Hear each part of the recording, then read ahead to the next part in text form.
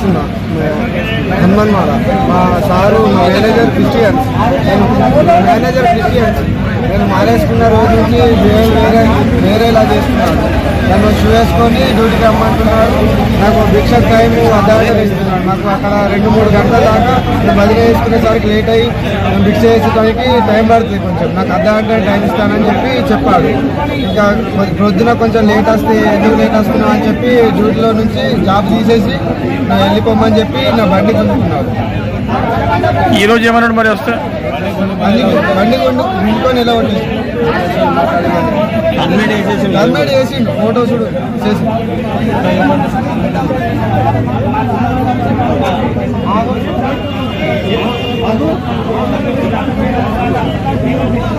నవీన్ రుద్రారు, terminate success. Okay right.